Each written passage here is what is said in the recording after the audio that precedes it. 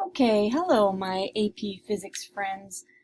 Today we're here and we're going to talk about position time graphs. Position time graphs are very useful and they can tell us a lot of information about an object and how it's moving. And so let's delve into it and see what we can find out.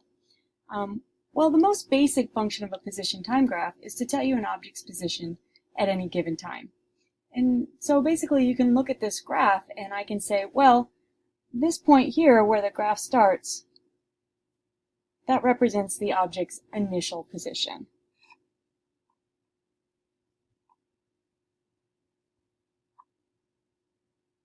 And because I like baby animals, I'm going to use a baby giraffe. And so my baby giraffe here is located at a position of 4 meters from wherever I'm claiming my starting position to be, or my origin to be. And then the baby giraffe moves through some motion, and where the position time graph ends, well, that's its final position. So the baby giraffe ended here, which I can then read is also where his initial position was at 4 meters. I can also read the graph and interpret the position at any given time, and that will tell me the baby giraffe's position from wherever it is. So that's one thing I can use. I can also figure out the direction the baby giraffe is moving, whether or not it's moving towards or away from my origin, wherever I have set that. And I can also determine whether or not the baby giraffe has changed direction. So if the baby giraffe starts here, and his position is increasing as time passes, that means that the baby giraffe is moving away from his starting location. And in this particular case, the slope of that line is positive. But then the baby giraffe no longer is, the baby giraffe is staying in one spot for some time, and then the slope of this line is negative, but his position is decreasing as time passes. And so that tells me that the baby giraffe is heading back towards his starting location through this time frame. But once the baby giraffe reaches its initial location, he actually continues past its initial location. And so in this particular section, let me mark that for you. Right? So at this point, the baby giraffe goes back to his initial position, but here he is moving away from his position again, just in the opposite direction. So I can determine a change in direction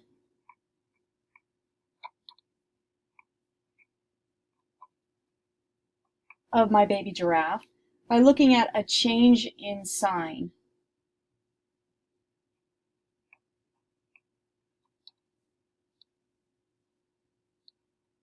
And by change in sign.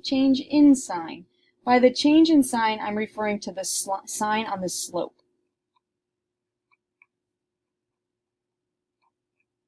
of the line. So either positive to negative would indicate that the baby giraffe was going in one direction, turned around and went the other way, or from negative to positive slope would be the other way.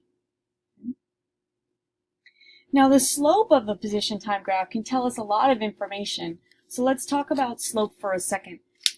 So in mathematics we know that slope is equal to a change in y over a change in x. Okay? And so, well, what is here on my y-axis of my graph? Well, that's position. So in physics, on this position time graph, I can write the slope as a change in position over, well, what's on my x-axis, and that would be time. So it's a change in position over a change in time. So these are math words, these are physics words. And the position, the unit on it is meters. It could be another distance measurement, but meters is usually what we would use. And time is in seconds. And this is a very special unit. This is the unit for speed and velocity. So the slope represents the speed or the velocity of, in this case, my baby giraffe. So the slope represents speed or velocity.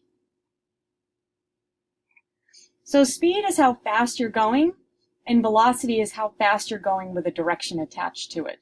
So, a -5 meters per second would not mean a small velocity. It would mean a velocity in the negative direction, or a speed in the negative direction. Okay? And if my slope represents speed or velocity, well, then I can learn all sorts of things here about how my baby giraffe is moving based on the slope. Okay? So, based on slope, I know that if my change in position is greater than that happens in a short amount of time, or I have a steep slope, I have a large value for my speed or velocity. So qualitatively, I can look at this graph here, and I can say that the baby giraffe here in this section, when it was headed back towards its original starting point and then away, is actually traveling faster than when compared to his initial motion. Okay? So this point here, the speed of the baby giraffe, or any object, is faster than here. That's because the slope is steeper. Okay? The negative and the positive simply tell you direction. See? Direction, sign. Okay? Now there's other things about the slope. If your slope is constant,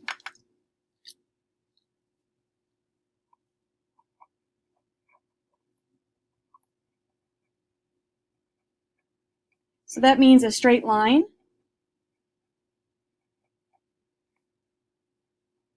that means your speed is constant.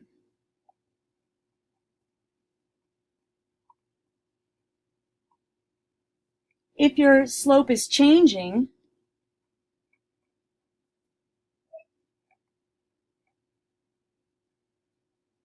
so a curved line, that means your speed is changing, or your velocity is changing.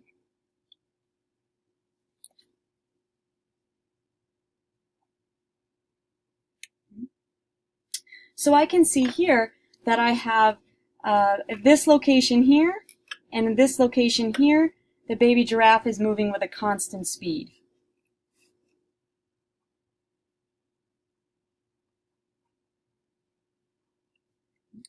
Well, what about these horizontal sections that I have here?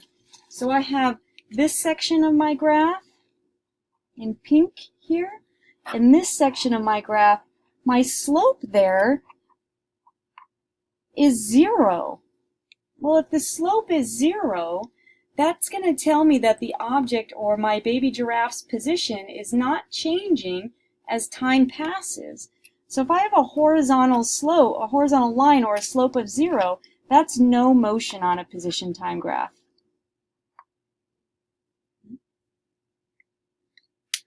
And the last little section here that I have is I have this curved section where my baby giraffe is changing his speed. So in this section, the slope is not constant.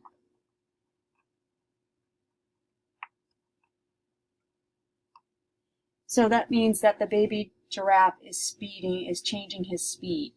And I can determine whether or not he is speeding up or slowing down by looking at a slope at one particular point, point A, and comparing it to a slope a little bit farther up on the curve.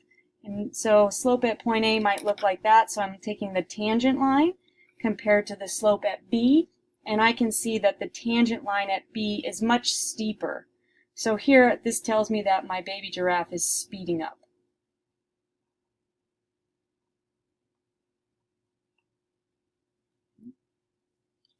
And the very last thing that I can do with these position time graphs is I can actually mathematically calculate the slope. And I can do that by picking coordinate points off my graph and simply using my slope formula. So let's calculate the slope for section A here and section B here. Okay. So section A, I have this coordinate point here, and that is over at 5, 10. And this point here is at 0, 4. So when I go to do my slope calculation, I'm going to do it up here in the corner.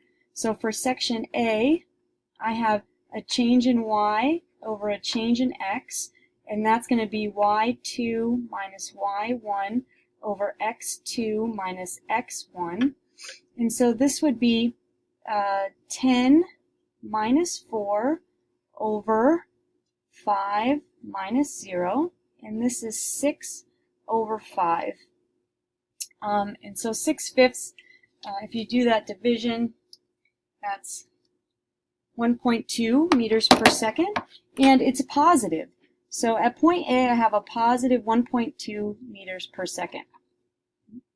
At point B, I'm going to get my coordinate points. So now I'm at 10, 10, and down here I'm at 10, 11, 12, 13, 1. So at point B, I'm going to use the same formula. I have 1 minus 10 over 13 minus 10. And so 1 minus 10, that gives me a negative 9. And 13 minus 10 is 3. So negative 9 divided by 3 leaves me with a speed of negative 3 meters per second. So clearly the size of the speed in section B is faster because the number is larger. So that represents a faster speed than 1.2 meters per second. And the negative associated with it is telling me that the baby giraffe is moving in the opposite direction from his original motion, which was in the positive direction. So those are the basics of position time graph info, position time graph information. I'm going to do another problem in my next video, so see you soon.